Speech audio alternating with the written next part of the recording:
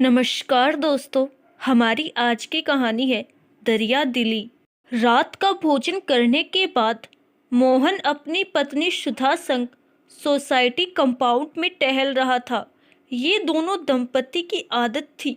ऐसे में मुश्किल ही कोई दिखाई देता, क्योंकि तकरीबन सभी सोसाइटी में रहने वाले या तो टीवी देखने में या बढ़ती सर्दियों के चलते घरों में कैद रहते थे।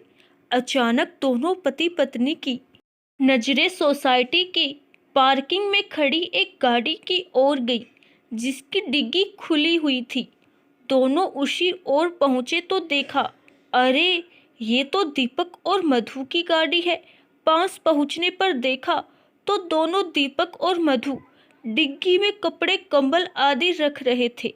अरे दीपक भाई, मधु भाभी, कहाँ की तैयारी हो रही है? कहीं जा रहे हो क्या? मोहन ने पूछा। दीपक और मधु ने एकटक मोहन और सुधा की ओर देखा, फिर मुस्कुराते हुए कहा, नहीं भाई साहब, बस वो देखिए, हम वैसे किसी को बताना नहीं चाहते थे, मगर आप दोनों ने देख लिया तो पहले आप दोनों वायदा कीजिए, आप ये किसी से भी नहीं कहेंगे। हाँ हाँ भाई, वादा। पर बताओ तो, आखिर बात क्या है? इस बार सुधा ने पहल करते हुए कहा। वो सुधा भाभी, हम लोगों ने गरीबों की मदद करने की सोची है। वो हमारे घरों में पुराने कपड़े जो हम पहनते नहीं हैं, जो रंगों में या तो फीके पड़ चुके थे या छोटे हो गए थे, अब हम खाते पीते परिवार से तो हैं, तो बस वही, और कुछ कंबल ऊनी कपड़े हैं। तो सोचा वहां सड़क किनारे आजकल टोकरी खिलौने वालों ने डेरा जमाया हुआ है। आते जाते उन पर निगाहें गई तो देखा वो फटे हुए कपड़ों में रहते हैं।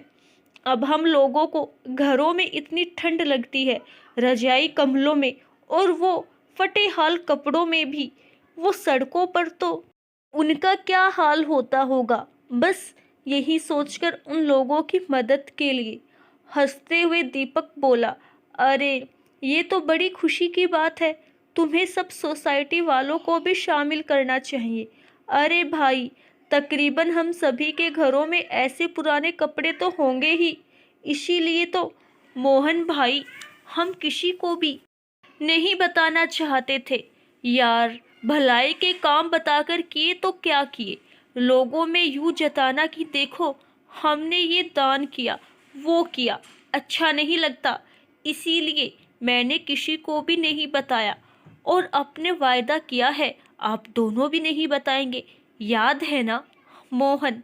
हाँ भाई, याद है, और वायदा पक्का। मगर कुछ समय, बस 10 मिनट दो, मैं भी तुम्हें अपने और सुधा के ऐसे कपड़े लाकर देता हूँ, तुम उन्हें भी बांट देना। यार, ऐसे कामों में सबका सहयोग होना जरूरी है।